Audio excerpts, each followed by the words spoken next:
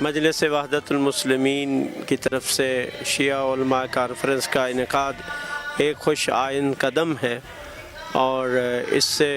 ہم امید کرتے ہیں کہ علماء کے درمیان ہم آہنگی ایجاد ہوگی، اور مختلف جو قومی معاملات ہیں اور قومی ایشوز ہیں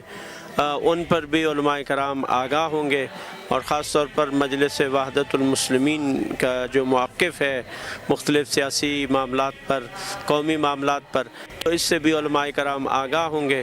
اور ہم سمجھتے ہیں کہ اس سے قوم کے اندر ایک اتحاد اور وحدت کی فضا